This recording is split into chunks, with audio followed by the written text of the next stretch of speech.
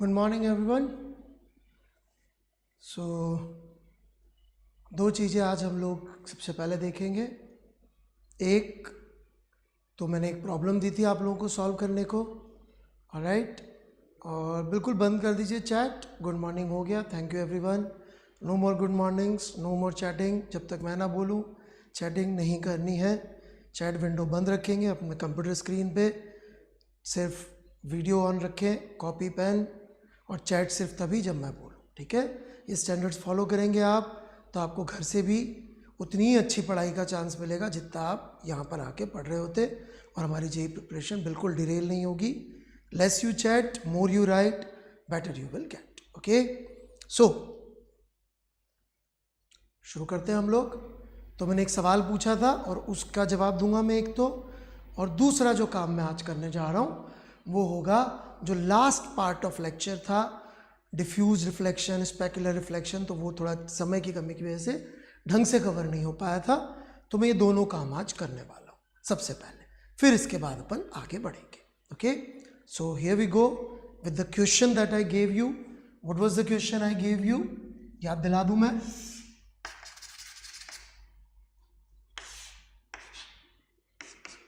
ये incident ray है, ये रिफ्लेक्टेड रे है, ये नॉर्मल वेक्टर है। तो हमने आपसे बेसिकली ये पूछा था कि r cap in terms of i cap and n cap. I hope सब लोगों ने ये चीज़ ट्राई जरूर कर ली होगी। तो मैं यहाँ पे पहले आंसर लिख रहा हूँ, ऑलराइट, और आंसर लिखने के बाद फिर अपन आगे बढ़ेंगे। ये तिलक फिरोदिया जी को आप हटा दीजिए, ये ब्रेकफास्ट और पता नहीं क्या पूछ रहे हैं, alright, he is more interested in such things. So मैं आंसर लिख रहा हूँ, आपको नहीं लिखना है, आपका सही है या गलत ये बताना है। ओके, सही या गलत ये बताना है, लिखना नहीं, ऑलराइट।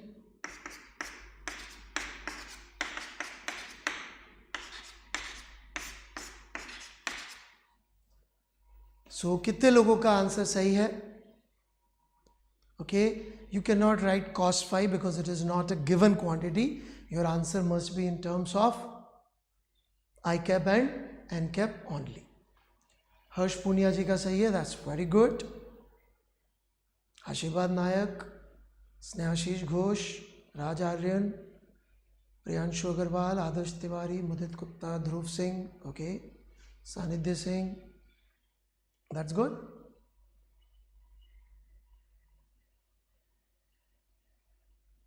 काफ़ी बच्चों का सही है। ओके, तो let's try to go to this result first and then फिर आगे बढ़ेंगे हम लोग, ठीक है। तो मल्टीपल सॉल्यूशंस पॉसिबल हैं, इसलिए मुझे अपना सॉल्यूशन प्रपोज मत करिएगा, भले ही वो सही रहा हो, alright. You don't need to propose कि सर ये वाले इस तरीके से कर लीजिए, आप सिर्फ जो हम दे रहे हैं उस पर ध्यान दीजिए। ओके, ठीक है सहजप्रीत सिंह जी, ऑलराइट। तो इस रिजल्ट तक हमें पहुंचना है। मल्टीपल पॉसिबल सॉल्यूशन से मैं जो सबसे इजीली समझ में आ जाए वो बता रहा हूं, सबसे फास्ट नहीं बता रहा हूं, ऑलराइट। सबसे फास्ट नहीं बता रहा हूं, सबसे इजी जो समझ में आ जाए वो बता रहा हूं। फास्ट इसलिए नहीं बता रहा हूं बिकॉज जब आपको मैथ्स में वेक्टर्स पढ़ाए जाएंगे ये सेम प्रॉब्लम वहां पर आती है, यही प्रॉब्लम, एग्जैक्ट सेम प्रॉब्लम, और वहां पे डिस्कस होती है। ओके, तो वो आपको और फास्ट तरीका सिखा देंगे। अभी हम लोग उतना वेक्टर नहीं जान रहे, इसलिए हम लोग इसको मैथमेटिकली कर रहे हैं, इसलिए हम लोग समझने के हिसाब से ज़्यादा कर रहे हैं। So here we go.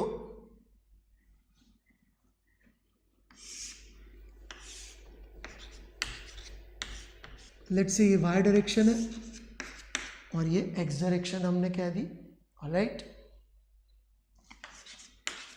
N cap is basically plus J cap, right. N cap is plus J cap की डायरेक्शन है एन कैप की। ओके, अब हमारे को यहाँ पे लॉ ऑफ रिफ्लेक्शन भी यूज करना है, लॉ दोनों, फर्स्ट और सेकंड लॉ में एंगल की बात होती है। तो अपन सबसे पहले अलग से क्या एक काम कर रहे हैं, सबसे पहले अपन एंगल निकाल ले रहे हैं, ऑलराइट। सबसे पहले हम लोग angle in terms of vector लिखने का प्रयास करेंगे।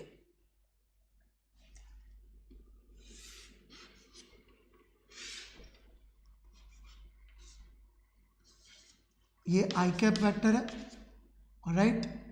इसका यदि आप एंगल देखेंगे विद जे कैप तो वो पाई माइनस थीटा कहलाएगा,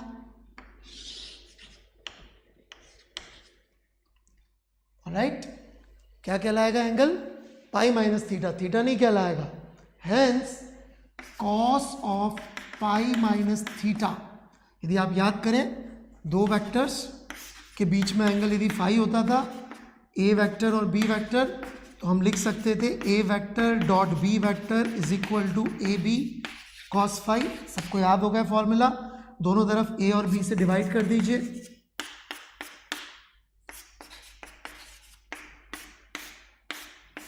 ये बन जाएगा ए कैप और ये बन जाएगा बी कैप। सो हमारे पास क्या रिजल्ट आ गया? A cap dot B cap is equal to cos phi. ये वैसे तो 11th में आपको फॉर्मूला सिखा रखा है, ऑलराइट। तो यदि इस डेरिवेशन को पहले लिख लें, ये जो मैंने फॉर्मूला डिराइव किया है जो कि 11th में सिखा रखा है, और यहाँ डाउट हो तो पूछ सकते हैं।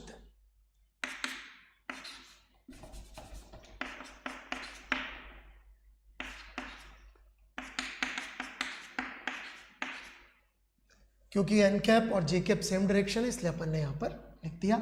और cos pi minus theta becomes minus cos theta. So essentially cos theta is minus I cap dot N cap.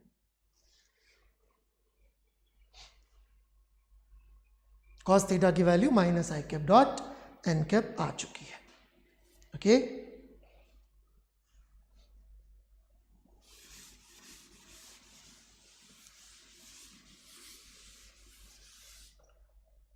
यहाँ तक कोई डाउट हो तो पूछ सकते हैं। कुछ लोगों को कितना लेक्चर चलेगा टॉपिक अंजनी कुमार सिंह, इनको पढ़ना नहीं है, इनको आगे की प्लानिंग करनी है, ओके। कोई डाउट से तो पूछ सकते हैं।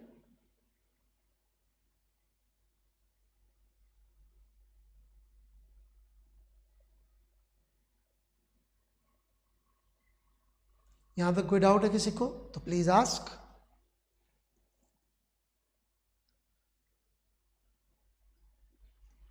Okay, can't find any doubts, so let's proceed further then. Now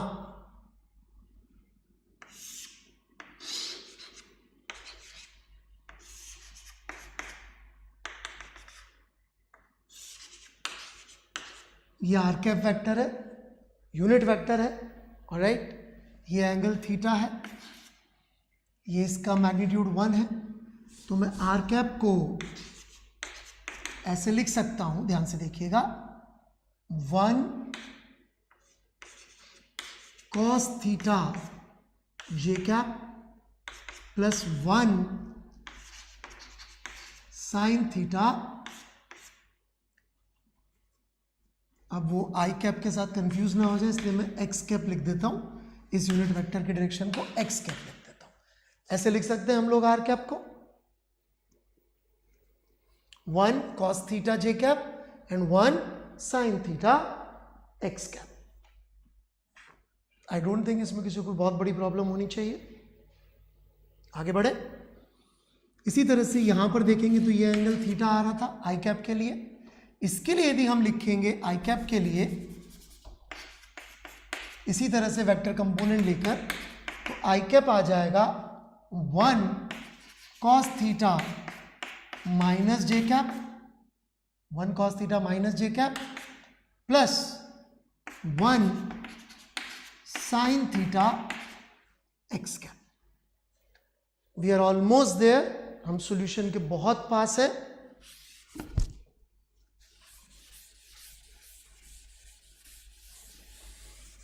अब यदि आप इसमें ध्यान से देखें तो एक्स कैप की टर्म नहीं चलेगी, क्योंकि हमारा जो रिजल्ट है वो आई कैप और एन कैप की टर्म्स में होना चाहिए, राइट। उसमें एक्स कैप के लिए कोई जगह नहीं है और कॉस थीटा साइन थीटा के लिए भी कोई जगह नहीं है। यदि हम इसको थोड़ा सा रीअरेंज करें आर कैप को और दोबारा से लिखें कॉस थीटा की वैल्यू, तो ये बन जाता है 1 कॉस थीटा की जगह मैं यहाँ से उठा के लाया माइनस आई कैप डॉट एन कैप, और जे कैप हम पहले ही कह चुके हैं कि J cap is same as N cap, तो ये बाहर एन कैप। 1 कॉस थीटा की जगह मैंने यहां से लिया है और जे कैप की जगह एन कैप, प्लस इस वाले हिस्से को मैं अभी मॉडिफाई नहीं कर रहा हूं। क्यों नहीं कर रहा हूं अभी आपको समझ में आ जाएगा। सेम काम जो इधर किया था राइट, वो इधर माइनस आई कैप डॉट एन कैप, और वहां लिखा है अंदर माइनस जे cap, so minus N cap और plus 1 sine theta x cap. Now it's very easy actually, हमको ये नहीं चाहिए और बाकी सब समान चाहिए तो कोई प्रॉब्लम नहीं है, दोनों इक्वेशंस को सब्ट्रैक्ट कर दीजिए and you have your solution, that is r cap minus I cap. जैसे ही आपने किया आर कैप माइनस आई कैप, जैसे ही आपने किया तो यहां पर बचेगा आपके पास -2 i cap dot N cap, क्योंकि यहाँ 2 माइनस थे और एक माइनस और आ जाएगा तो जुड़ जाएंगे, और ये plus 0 and this was our answer. If you recall it was the answer I cap minus 2 I cap dot n cap into n cap. So this is how you can find the result. यदि कोई भी doubt हो तो पूछ सकते हैं. Now is the time to chat if you have doubts.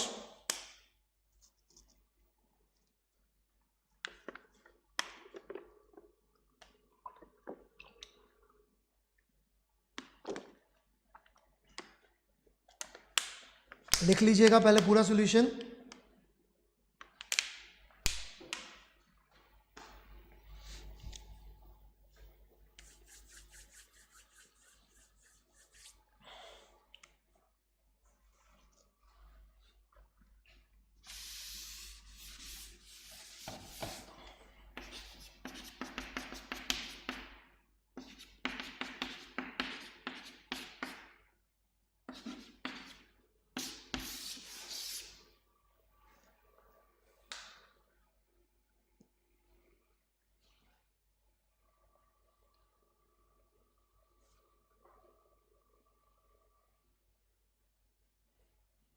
I'm waiting for doubts. All right. तो यहाँ पे बस कोशिश यही करनी थी हमको कि हम लोग इनको वेक्टर फॉर्म में लाके सॉल्व करें. All right. और वही वेक्टर्स लिखें जो कि रेलेवेंट हो. So yes, because we have subtracted these two. When you subtract these two, subtract करिए इसमें से, इसको तो जीरो ही आएगा. Pay attention Ajinkya. We have subtracted sine theta x cap from sine theta x cap. So when you subtract two same quantities तो zero आ जाएगा.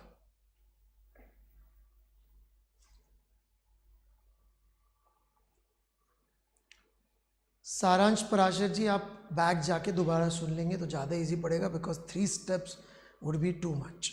ओके. साइन एक्स कहाँ से आया? साइन एक्स कहाँ से आया? साइन एक्स तो कहीं लिखा नहीं है, साइन थीटा लिखा है. साइन थीटा एक्स कैप इस 1 का कंपोनेंट है, इसका मैग्नीट्यूड 1. इसके 2 कंपोनेंट करे अपन ने. आपको कंपोनेंट लेना आता होगा वेक्टर्स का. तो एक आ गया जे में और एक आ गया एक्स में. So there seems to be no doubts. We are done with this. जिन्होंने पूछा था उनको आ गया समझ में. So let's proceed then.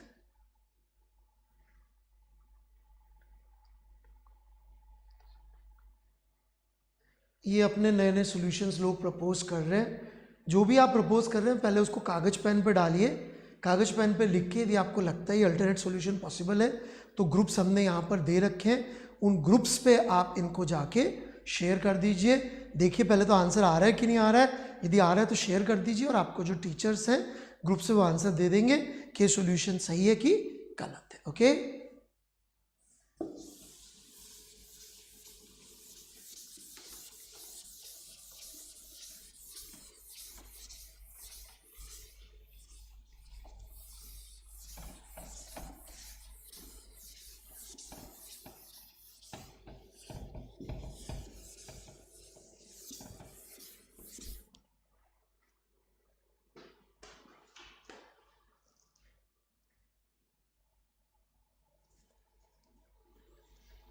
Alright, ना आज हम बात कर रहे हैं, पिछली क्लास में एक लास्ट चीज रह गई थी, that is specular and diffuse reflection. तो मैं उसी बारे में बातचीत करूंगा आज भी, और थोड़ा सा हम लोग बात करेंगे इसी से रेलेवेंट, ऑलराइट, जिससे हमको डिफ्यूज स्पेक्युलर रिफ्लेक्शन बहुत अच्छी तरह समझ में आ जाएंगे, that is image formation. Alright, तो let's talk about first and let's try to understand first what is meaning of image formation. All right,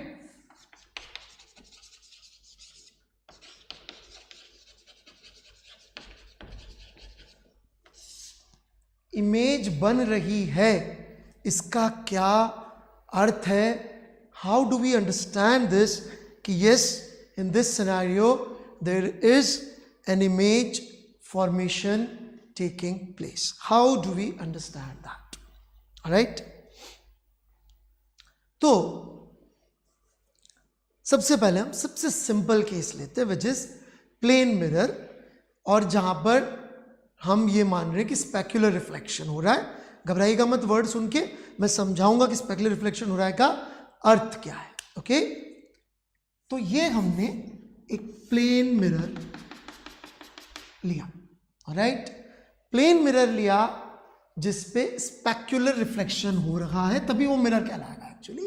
right, let's compare it to another scenario here, कि ये दिखने में plane surface ली, जैसे कि ये board, या अभी तो आपको तो इस कैमरे पर से बोर्ड ही दिख रहा होगा, या मैं दिख रहा हूँ, या ये शर्ट, ऑलराइट, या ये हाथ, ऐसी कोई भी प्लेन सरफेस आपने ले ली, या फिर जैसे कि ये आईपैड का back side, alright, front side भी काफ़ी हद तक रिफ्लेक्शन नहीं है, इट्स प्लेन, बहुत अच्छा स्मूथ है, लेकिन still it is not that reflecting. Alright, तो ऐसी कोई भी सरफेस जहां पे आप क्लियरली अपनी इमेज नहीं देख पाते, ऐसी कोई सरफेस, जब ऐसी कोई आप सरफेस लेंगे, ऑलराइट, कोई भी सरफेस इनमें से विच इज नॉट मिरर, तो वो सरफेस लाइट के लिए कुछ ऐसी होगी। Okay, this is diffused reflection and this is specular reflection. All right, now यहां पर मैंने एक ऑब्जेक्ट ए रखा, ओके, इससे मैंने ये एक रे बनाई, परपेंडिकुलर जाके स्ट्राइक करी, कैसे वापस आ जाएगी? परपेंडिकुलर वापस आ जाएगी। ये मैंने एक और रे बनाई, थीटा एंगल पे जाके स्ट्राइक करी,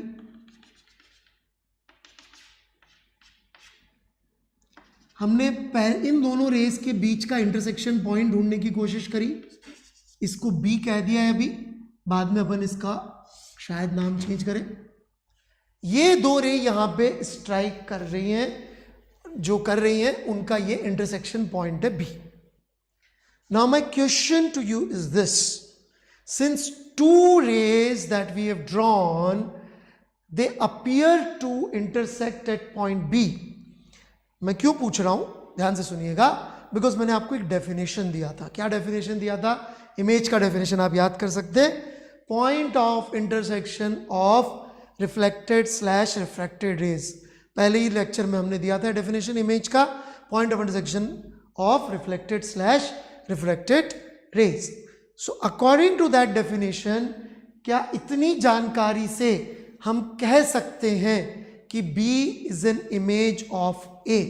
The question that I want you to answer in terms of yes or no in your chat box right now is, क्या हम according to our definition ये कह सकते हैं कि B is an image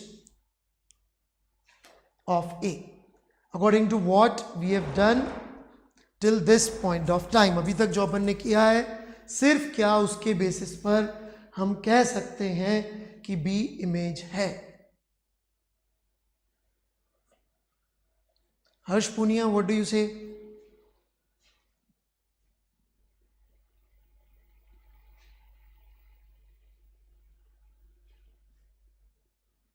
आशीर्वाद नायक यस कह रहे हैं। शिवराज पटेल, बहुत सारे बच्चे यस कह रहे हैं. ओके, ऑलराइट, काफी कम बच्चे नो कह रहे हैं. So sorry to disappoint you. जितना मैंने यहां काम किया है, just on basis of that the correct answer is no. जितना काम किया है, प्लीज अंडरस्टैंड, मैंने ये नहीं कहा है अभी तक कि बी इमेज नहीं होगी. सवाल समझिएगा. क्वेश्चन वॉज जितना हमने किया है, is that sufficient to say that B is image of A, and I am saying जितना मैंने किया है, on the basis of that, just on the basis of that, मैं ये नहीं कह सकता कि B image है. Alright, so I would like all of you to stop chatting now and pay attention on what I am going to discuss. Alright, so stop the chat thing now and pay attention. वापस से chat window बंद कर लीजिए और ध्यान से सुनिए. तो आपको डिफ्यूज स्पेकुलर रिफ्लेक्शन दोनों समझ में आ जाएंगे. फिलहाल मैं इसकी बात करता हूं. Okay, by law of reflection ये एंगल थीटा है तो ये एंगल थीटा होगा, कोई प्रॉब्लम नहीं होनी चाहिए इसमें. ये एंगल यदि थीटा है, ऑलराइट, तो ये एंगल भी थीटा ही है, पैरेलल लाइन से पैरेलल. ऑलराइट, तो यदि अपन इस पॉइंट को नाम दे दे P और इस पॉइंट को नाम दे दे O, तो triangle APO and triangle BPO are congruent. Right, common side है 90 डिग्री, एंगल सेम है, और मतलब जो भी होता है ये कॉन्ग्रुएंट ट्रायंगल्स ही अपन कह सकते हैं. आप लोग ज्योमेट्री मुझसे ज़्यादा ही जानते हैं. इसका मतलब AO is equal to BO. Alright, AO is equal to BO, ऐसा अपन कह सकते हैं. ऑलराइट, क्योंकि ये ट्रायंगल कॉन्ग्रुएंट हो गया, इस वजह से हो जाएगा. कॉमन साइड और दो एंगल सेम, क्या होती है प्रॉपर्टी, वो यहां पे आपने लगाना होगा, प्रूफ कर दिया. चलिए, क्या इससे प्रूव हो गया ये इमेज बन रही है B? Still answer is no. Why? Because किसी जगह पर हम कब कहेंगे कि इमेज बनती है, ये समझ लीजिएगा. इसीलिए हम बहुत धीरे से अभी शुरू चलते हैं ताकि हमें सारे बेसिक समझ में आ जाए. जब तक हमें सारे बेसिक समझ में नहीं आ जाते और यदि हम बहुत तेजी से आगे बढ़ गए तो फिर आगे जाके गलतियां होंगी और उसको हम बैक ट्रैक नहीं कर पाएंगे. ऑलराइट, मान लीजिए आपने बिल्डिंग बनानी शुरू करी और आपने जब बनाना शुरू किया, एक में आपने यूज़ किया लकड़ी का सामान बेस बनाने के लिए, एक में आपने यूज़ किया मजबूत कंक्रीट लोहा बनाने के लिए. पहले 1 2 3 माले तक फर्क नहीं दिखाई देगा आपको. पहले 2 3 फ्लोर बनाएंगे, दोनों बिल्डिंग्स मजबूती से खड़ी रहेंगी. जैसे ही आप 10वीं माले तक पहुंचना चाहेंगे, लकड़ी की जो बेस वाली थी वो ढेर हो जाएगी और कंक्रीट वाली बढ़ती जाएगी. लेकिन कंक्रीट वाली बिल्डिंग स्टार्ट करने में टाइम लगता है, पहले बहुत गहरा खोदना पड़ता है. ऑलराइट, तो इसीलिए हम लोग अभी बहुत बेस मजबूत कर रहे हैं ताकि अगली बार जब इमेज टर्म आए तो हमें पता हो कि इमेज का अर्थ क्या है. So coming back to the question, when do we say there is an image formation taking place? ये सवाल का जवाब समझिएगा. इसका जवाब गलत तरीके से लोग देते और सोचते कि जहां पे 2 रेज इंटरसेक्ट कर रही हो वो इमेज हो जाती है. बिल्कुल गलत जवाब, एब्सोल्युटली रॉन्ग. जहां पे 2 रेज इंटरसेक्ट कर रही है वो इमेज की लोकेशन नहीं होती है. That is not location of image. Alright, that is not location of image जहां पे 2 रेज इंटरसेक्ट हो रही होती है. Then what is image? कि ऑल रिफ्लेक्टेड और refracted rays, the important point is all reflected or refracted rays should intersect at a common point for image, for that point to be called image. The important word here is all. All right, all reflected slash refracted, आप लोग लिख रहे होंगे, should intersect at common point.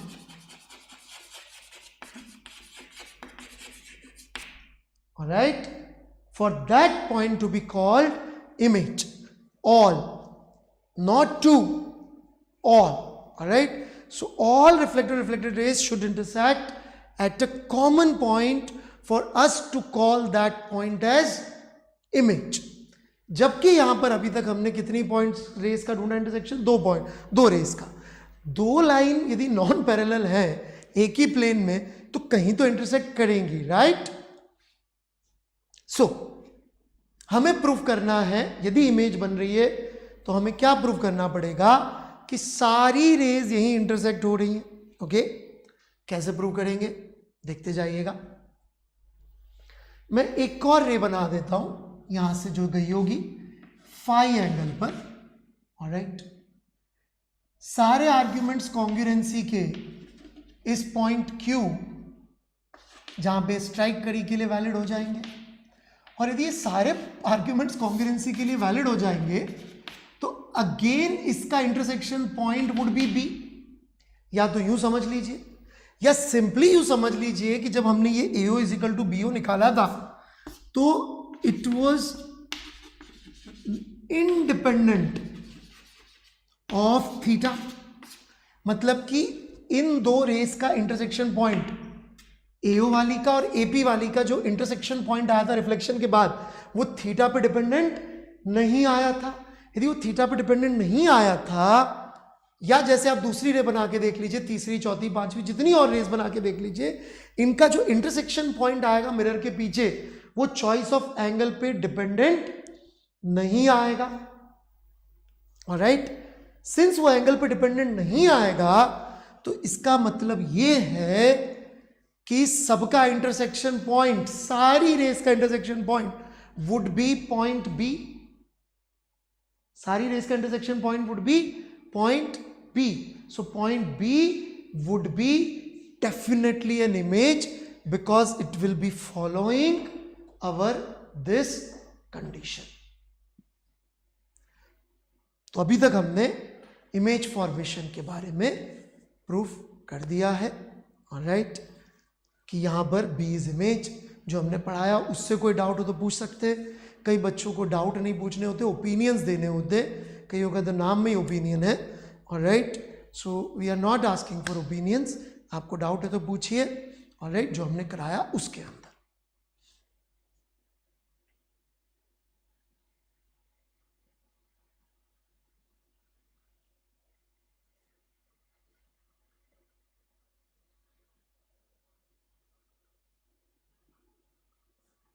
आप लिख सकते हैं doubt यहाँ पे चैट विंडो पे, if you have any doubts.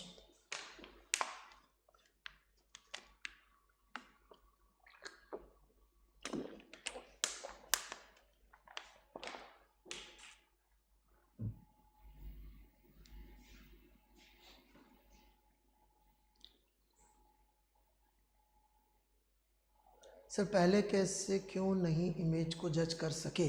मैंने ये नहीं कहा था पहले केस से कर नहीं सके, हम प्रूव नहीं कर सके क्योंकि सिर्फ 2 ही रेज इंटरसेक्ट हो रही थी. Sir is this modification in definition of image?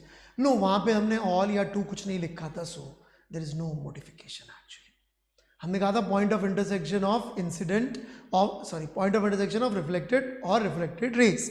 जब हमने कहा था रेज तो प्लूरल ही था वहां पे, तो ऑल वर्ड वहां पे ऐड करना है तो आप कर सकते हैं जाके पीछे, बट उस समय मैं एम्फेसाइज नहीं कर सकता था इसलिए.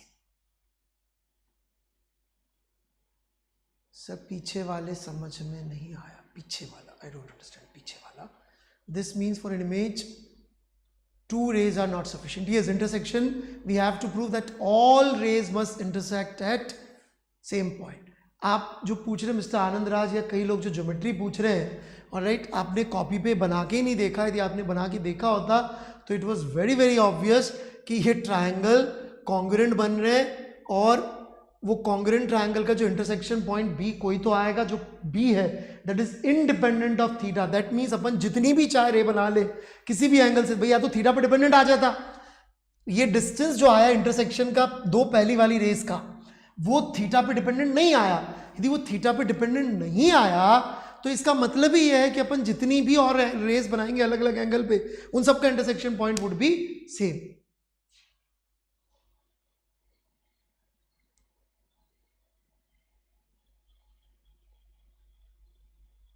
ऑल पे इतना जोर क्यों दिया, अभी थोड़ी देर में समझ में आ जाएगा जब मैं डिफ्यूज रिफ्लेक्शन लूंगा। कि लेट्स से हमारी हमने एक आप मुझे जो देख पा रहे हैं बेसिकली वो कैसे देख पा रहे हैं, क्योंकि मुझसे लाइट रिफ्लेक्ट होकर आप तक आ रही है, लेकिन इसमें आपको रिफ्लेक्शन तो नहीं दिख रहा है। तो what is difference between reflection from mirror and what is difference between surface which reflects but you can't see your image. Image कहाँ बनती है और कहाँ नहीं बनती है। सो चूंकि आपके डाउट्स इससे रिलेवेंट खत्म हो गए वहां पे, sir if the object is not a single point, अभी हम लोग पॉइंट की बात कर रहे हैं तो वो आगे बढ़ते जा रहे बच्चे। और राइट एक्चुअली हमने वो जो खाका बनाया था उसमें और नीचे भी कुछ था, वो मैंने नहीं बनाया, ज़्यादा बड़ा हो जाता। हम पहले पॉइंट ऑब्जेक्ट की बात करेंगे, फिर एक्सटेंडेड ऑब्जेक्ट की बात करेंगे, और फिर हम लोग मतलब दैट्स इट, पहले पॉइंट की फिर एक्सटेंडेड की। यदि हमने पॉइंट के लिए सीख लिया तो extended object is just collection of points.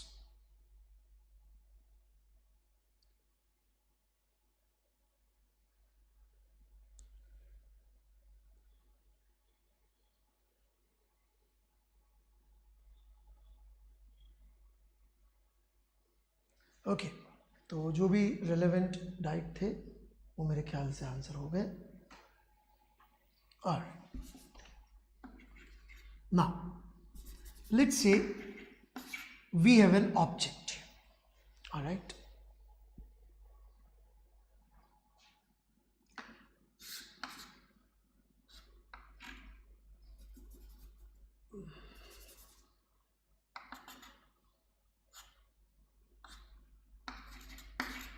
या ए कह देते हैं इसको भी। ये जाके यहां टकराया, ये रे इधर गई,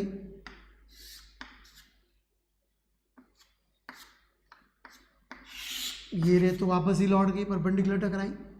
इन दोनों का इंटरसेक्शन पॉइंट ये बी आ गया। ये एक और रे हमने ली, ये नॉर्मल,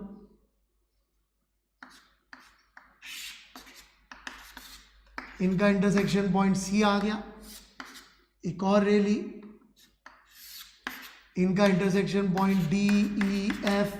मतलब आई होप यू अंडरस्टैंड, वो कचरा इसीलिए किया है कि आपको समझ में आए, ये समझ में आए कि ए से जो रे ऐसी सरफेस मतलब ये या ये ऐसी सरफेस से जब लाइट रेस टकराती हैं तो उनका जो रिफ्लेक्शन होता है वो डिफ्यूज होता है मतलब रैंडम डायरेक्शंस में होता है। और चूंकि वो डिफ्यूज होता है, रैंडम डायरेक्शंस में होता है, इसलिए हमको इमेज दिखाई नहीं देती है। जैसे कि इस समय आपको मेरी शर्ट में जो मेरे सामने कैमरा है उसकी इमेज क्यों नहीं दिख रही है? क्यों? क्योंकि कैमरे से लाइट आ तो रही है यहाँ तक, कैमरा या जो सामने दीवार है या जो घड़ी लगी हुई है, घड़ी से जो रेज है वो मेरे तक आ रही है, पर रिफ्लेक्ट होके आप तक क्यों नहीं जा रही है? क्यों? क्योंकि वो डिफ्यूज कर देता है उस लाइट को। आपको जो यहाँ पे लाइट्स लगी हुई हैं, ऊपर ट्यूबलाइट्स लगी हुई हैं, लैंप्स लगे हुए हैं, वो क्यों नहीं दिख रहे? वहां से लाइट आई, रिफ्लेक्ट किया। कैसा रिफ्लेक्ट किया? स्पेक्युलर कि डिफ्यूज? डिफ्यूज रिफ्लेक्शन किया, इसलिए उनकी इमेज आपको बनती हुई दिखाई नहीं दे रही है। ऑलराइट, इमेज बनने के लिए what was important is all. क्या यहाँ पे all reflected raise common point पे मिली? क्या ऑल क्या कॉमन पॉइंट पे मिली? क्या यदि ऑल कॉमन पॉइंट पे मिलती तो वो रिफ्लेक्शन ऐसा होता कि इमेज बनती। परंतु यहां पर जो रिफ्लेक्शन हो रहा है उसमें ऑल रिफ्लेक्ट हो भी जाए, ऑल रिफ्लेक्ट भी हो जाए, एज इन ये 100% रिफ्लेक्टिंग सरफेस हो, तो भी उनका कॉमन पॉइंट नहीं होगा। ऑलराइट,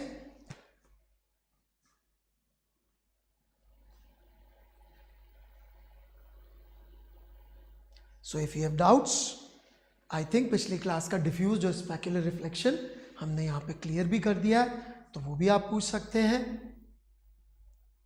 एकांश भारद्वाज ने एक क्वेश्चन पूछा था, सर कुछ रेज का लॉस हो गया, तो दैट्स ओके।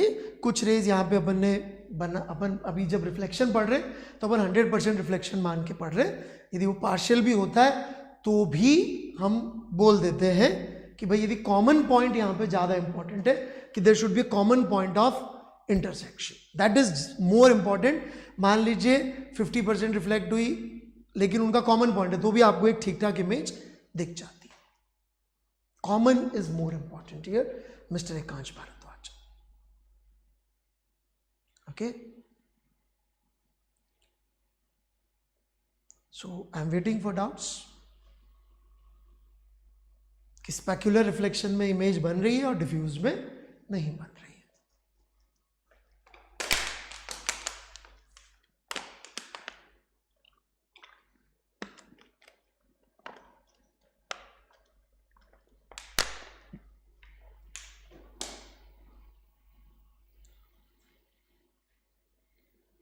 ये ओपिनियन रिवर्ड्स वाला भाई, तो भाई जब इमेज बन ही नहीं रही है तो आप निकालेंगे कैसे? वाह। गगनदीप सिंह वर्मा, रेस का लॉस कैसा? Some energy does not get reflected, it gets absorbed also, it gets reflected also, इस वजह से।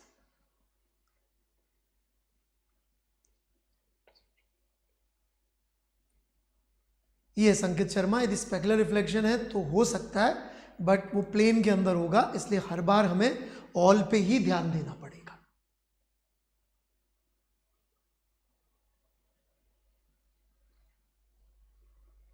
Okay, Ashish Kumar Singh, yes you will have 2 blurred images.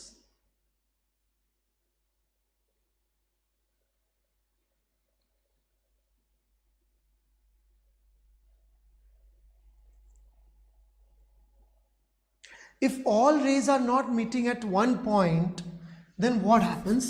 ये एक बच्ची ने पूछा है, all reflected rays need to meet at same point. Sneha ने पूछा, तो इसका आंसर जरूर देते हैं इमेज बनने के लिए।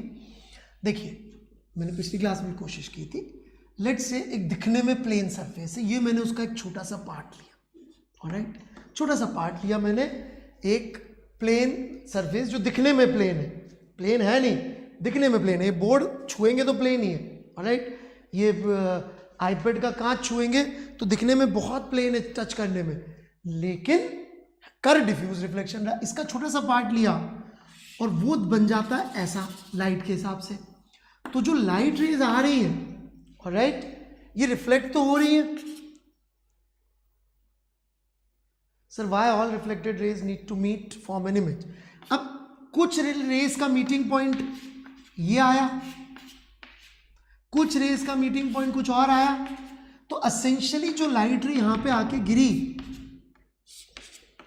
वो तो रैंडमली हर डायरेक्शन में जाती दिख रही होंगी और उनका स्टार्टिंग पॉइंट ये दिखेगा।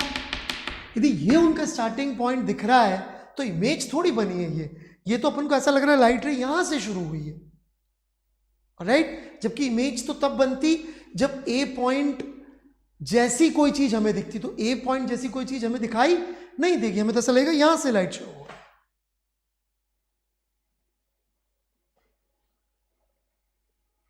प्रभास रंजन जी को जो मैंने स्पेकुलर रिफ्लेक्शन की डेफिनेशन दी वो नहीं चाहिए, उनको अपनी बनानी है, मैंने पिछली क्लास में डेफिनेशन दे रखी है।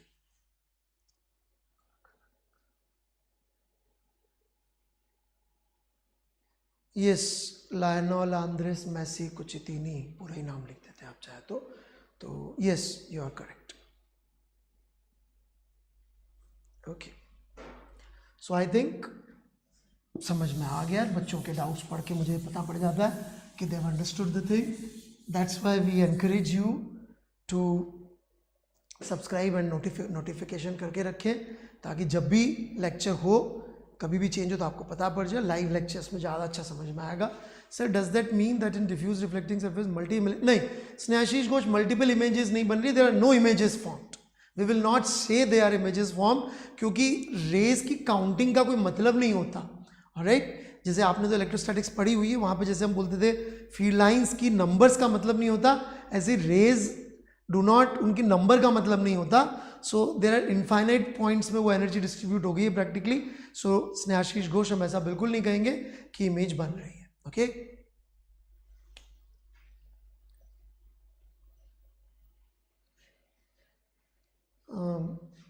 आप अपना नाम लिखिए, all mighty Thor. Alright sir, doubt अच्छा है आपका. लाइट की वेवलेंथ पे डिपेंड करता है, मैंने पिछली क्लास में जवाब दिया था. ओके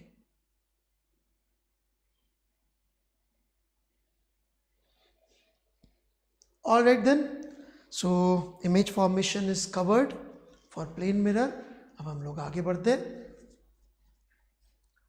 तो हमने ये प्रूफ कर दिया कि पॉइंट ऑब्जेक्ट है यदि O, तो ठीक उतना ही पीछे प्लेन मिरर में ऑलराइट इसकी इमेज बन जाएगी. ओके यदि मैं इसको M कह दूं तो MO would be equal to MI. ये हम लोग अभी तक प्रूफ कर चुके. Harsh Poonia sir, I don't get how to blurred images are formed if half of the ray intersect one point and other half at other point.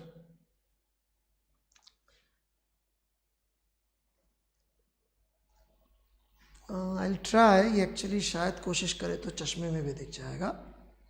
Alright I don't know आपको कैमरे में कितना दिख पा रहा है ये एंगल पे. ऑलराइट बट यदि आप कोई भी चश्मा लेंगे और उसमें इमेजेस देखने की कोशिश करेंगे तो यू विल रियलाइज कि उसमें मल्टीपल इमेजेस बन रही होती हैं ऊपर लगे ट्यूबलाइट्स की. तो ऐसा उसमें हर्ष पुनिया जी हम कह रहे हैं कि जो मल्टीपल इमेजेस बन रही है they are because of some rays getting reflected from this surface, some rays getting reflected from the back surface.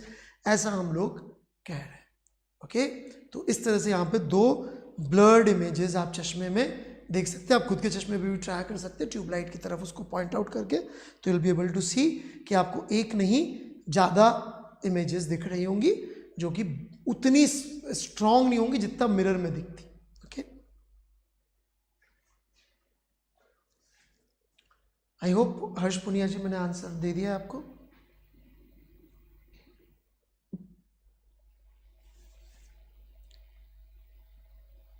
तो आगे बढ़ते हैं हम.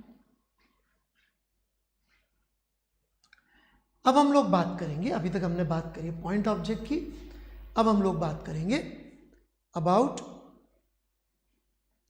Extended object. ऑलराइट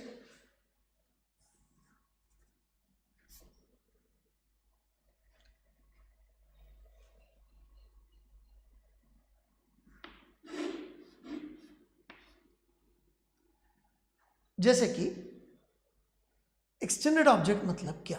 इसका मतलब है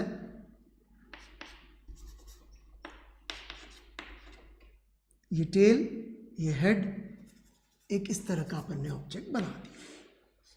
तो इसकी इमेज जैसा हमने देखा सामने के सामने, इसकी इमेज सामने का सामने, तो आप देख सकते हैं इस तरह से एक इमेज बन जाएगी.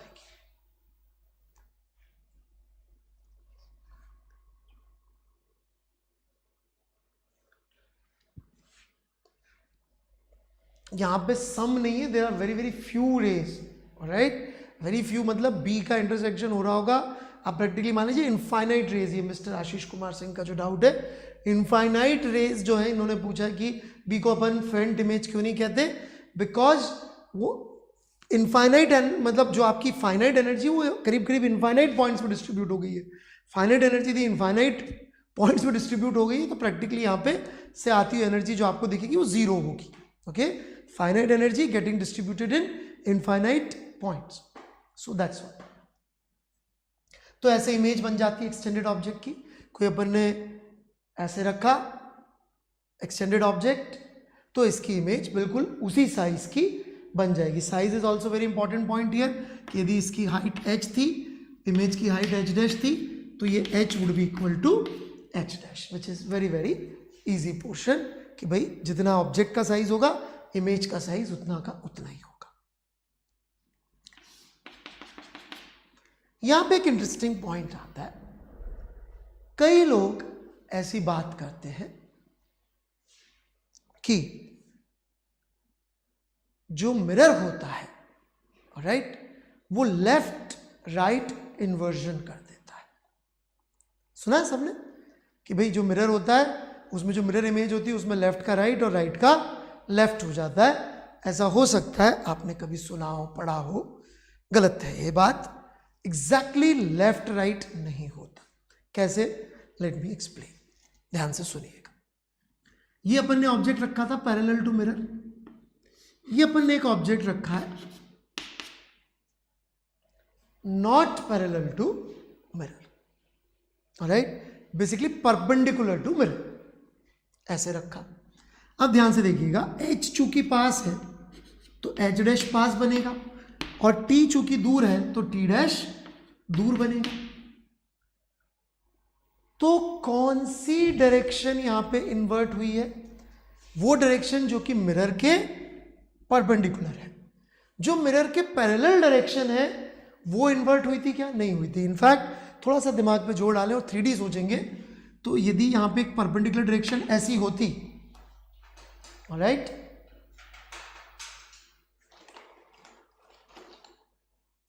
जैसे कि ये चौक ऐसे मैंने रख दी, तो इसकी इमेज बोर्ड के पीछे नहीं, बोर्ड के सामने बनेगी। इनफैक्ट मिरर के पैरेलल वाली दोनों डायरेक्शंस आर सेम। यदि हम यहाँ पे नाम देना चाहे, राइट, ये y, ये x और ये z, राइट, तो y और z में कोई अंतर नहीं है बिहेवियर में। y और z are similar directions. The problem is with the x direction जो कि मिरर के परपेंडिकुलर आ रही है, वो डायरेक्शन उल्टी होती है, राइट। कौन सी डायरेक्शन उल्टी हो रही है? Perpendicular to the mirror, not parallel to the mirror, right. Radhika Mittal ji, extended image की डेफिनेशन आप कौन से एग्जाम की तैयारी कर रही हैं? नाम से ही समझ में आ रहा है। यदि जरूरत पड़ेगी डेफिनेशन तो बता दूंगा। एक्सटेंडेड इमेज मतलब विच इज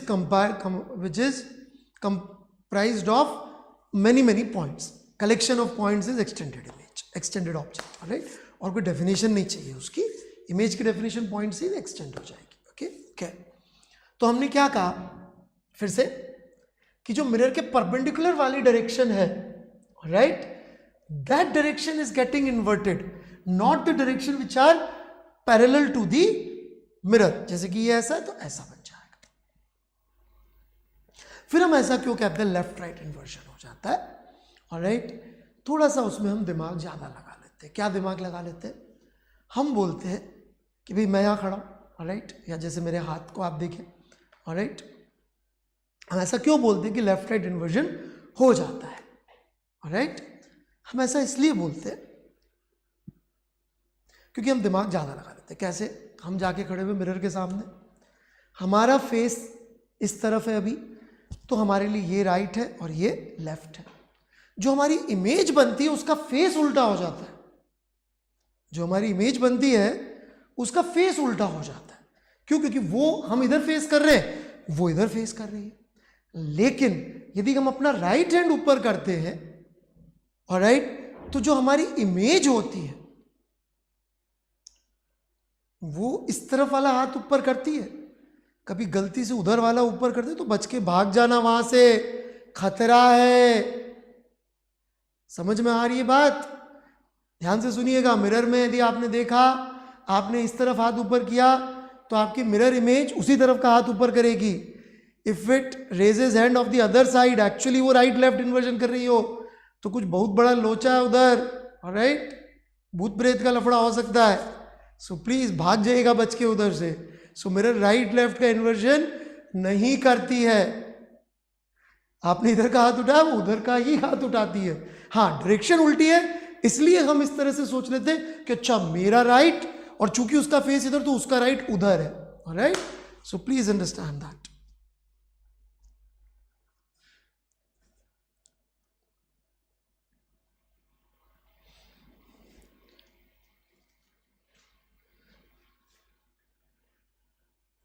भूत, यस एग्जैक्टली आयुष आर्य।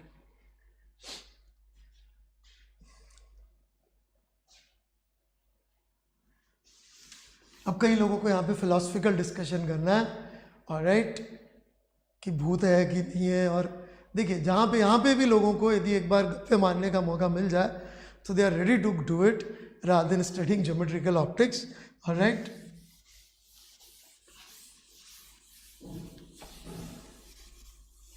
कोई बात नहीं, थोड़ा सा एंजॉय भी करना चाहिए।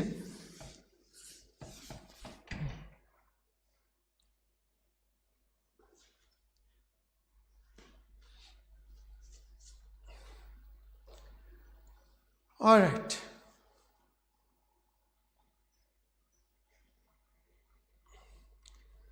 सो चैट बंद हो जाए आप लोगों की, भूत के चिन्ह विन बना ले तो आगे बढ़े हम लोग। ऑलराइट,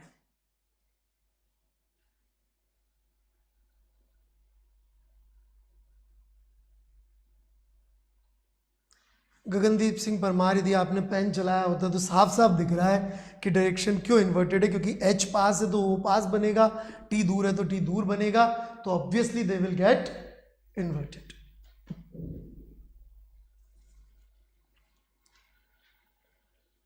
ऑलराइट, सो आगे बढ़ रहे हैं हम लोग।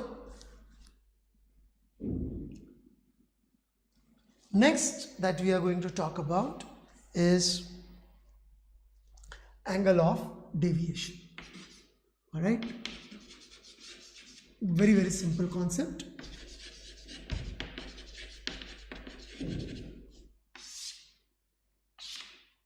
All right, angle of deviation. What is meaning of angle of deviation?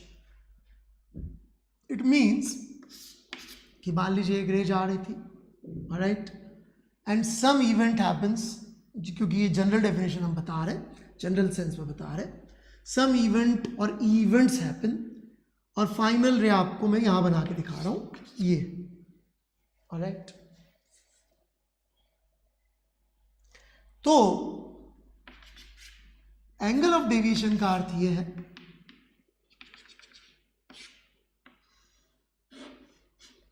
कि ये जो ओरिजिनल रे थी, ऑलराइट, ये मुड़ने के बाद कितना चली गई, कितना मुड़ गई। एज इन यदि यहां पर अपन देखेंगे तो ये थीटा मुड़ी है, कैसे मुड़ी है, ऑलराइट, ये मुड़ी है क्लॉकवाइज, राइट, कैसे मुड़ी है, ये क्लॉकवाइज मुड़ी है। दिस रे हैज चेंज्ड क्लॉकवाइज, ऑलराइट। तो इसका मतलब या तो ये हो जाएगा एंगल ऑफ डेविएशन, ये एक तरीका और है कहने का, दैट इज ये रे मुड़ी है 2 पाई minus theta anti clockwise. Alright, इसका कोई बहुत स्ट्रॉन्ग डेफिनेशन नहीं चाहिए आपको, जहां चाहिए मैंने दे दिया है।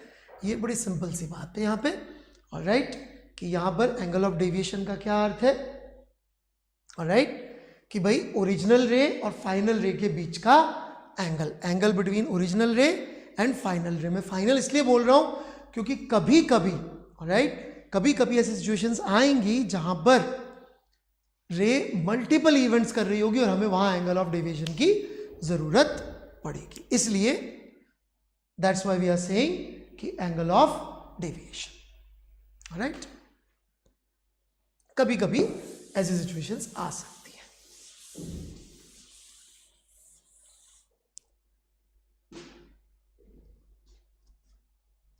Alright, angle between final ray and the original ray is called angle of deviation. तो यदि हम एक प्लेन सरफेस पे रिफ्लेक्शन की बात करें,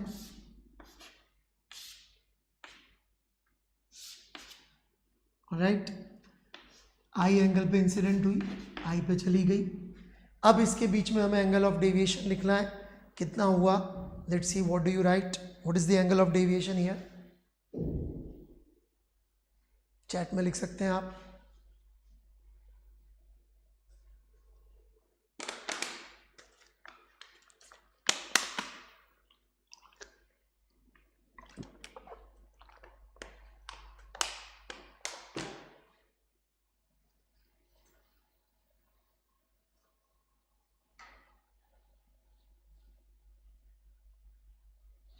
क्लॉकवाइज या एंटी क्लॉकवाइज नहीं लिख रहे हैं आप लोग, so that's a bad idea. और पेन नहीं चला रहे हैं, तुक्का मार रहे हैं, पेन चलाया होता तो बिल्कुल सही आंसर दिया होता, और आंसर में क्लॉकवाइज या एंटी क्लॉकवाइज नहीं लिखेंगे तो that's not proper answer, it must be with clockwise और एंटी क्लॉकवाइज, नहीं तो वो लॉजिकल नहीं है आपका आंसर, क्योंकि दोनों तरफ से अपन घुमा सकते हैं उसको।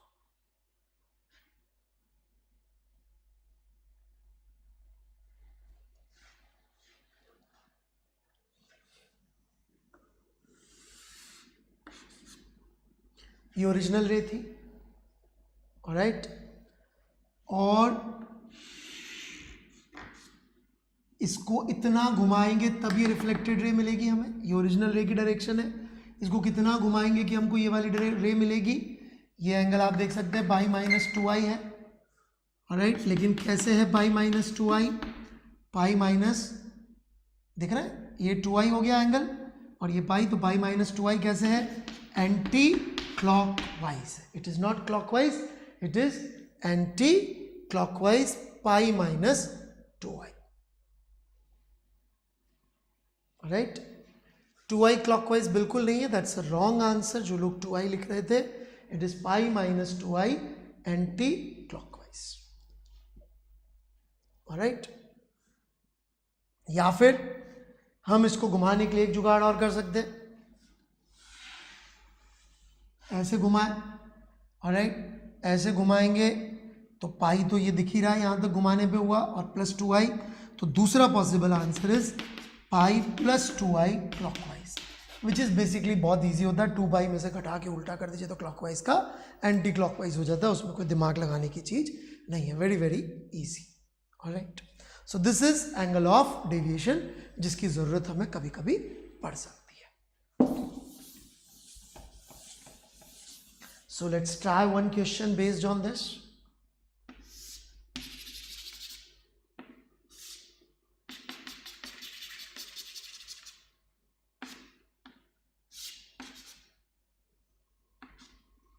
ये दो मिरर हैं फाई एंगल पे, ये एक रे आई थीटा एंगल पे। Find angle of deviation after 2 reflections, ये फर्स्ट और सेकंड इस पे होगा। Find angle of deviation after 2 reflections.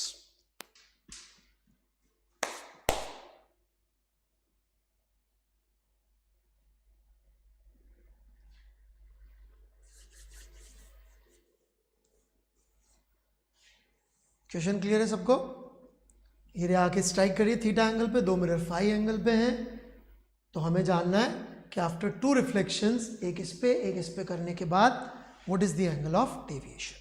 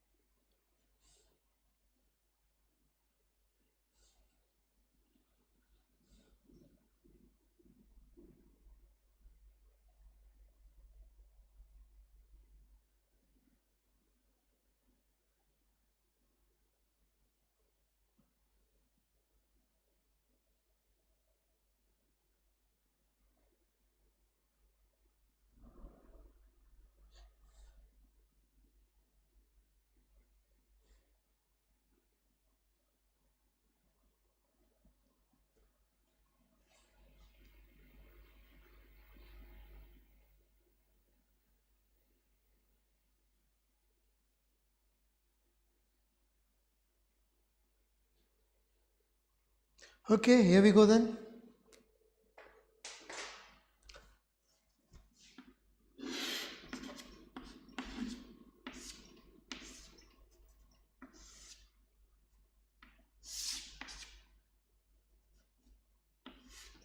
ये थीटा पे आई, थीटा पे गई, यहाँ पे स्ट्राइक करी होगी किसी एंगल पे, ऑलराइट।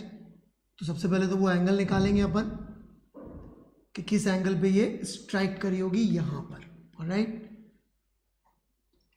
इस एंगल को मैं अल्फा क्या देता हूँ, तो मुझे अल्फा निकालना है, okay. Very easy to find alpha. ये एंगल कितना होगा, π/2 माइनस थीटा। ये एंगल कितना होगा, π/2 माइनस अल्फा। तो हम कह सकते हैं phi plus π/2 minus theta plus π/2 minus alpha must be equal to pi, hence alpha would be theta minus phi, sorry phi minus theta, alpha would be phi minus theta. तो alpha मिल गया हमको और एक अल्फा से ये इधर चले जाएगी, okay. Now there are 2 ways to reach to this answer. One way is quite direct. ये आपकी इनकमिंग रे है, ये आती हुई, और ये आपकी जाती हुई रे है। आती हुई रे, जाती हुई रे, इनके बीच का angle is your angle of deviation delta. All we need is this angle. Alright, to find this angle is very easy, because यदि ये डेल्टा है तो ये वाला एंगल हो गया pi minus delta. And we can write इस नए ट्रायंगल के लिए 2 alpha plus 2 theta plus pi minus delta must be equal to पाई.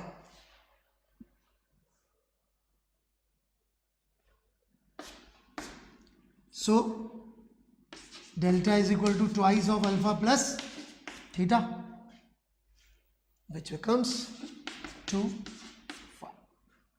और कैसे चल रहा है ये वाला delta? That is anti-clockwise. So this answer is anti-clockwise. So you see it was a very easy question. आराम से सॉल्व हो गया. और थोड़ा पेशेंस रखिए, जब तक हम बेसिक्स नहीं पढ़ते फिजिक्स में तब तक मैं बहुत ज़्यादा होमवर्क नहीं दे सकता हूँ. इनफैक्ट कुछ भी नहीं दे सकता हूँ, क्योंकि प्लेन मिरर में ज़्यादा कुछ होता नहीं है होमवर्क में. तो जैसे ही हम लोग स्फेरिकल मिरर पे जाएंगे धीरे धीरे होमवर्क बन जाएगा. एंटी क्लॉकवाइज चित्र देख लीजिए और घड़ी सामने रख लीजिए, दिख जाएगा. Okay, so I think that's it. Thank you very much. Time is over. Next class में हम लोग आगे बढ़ेंगे.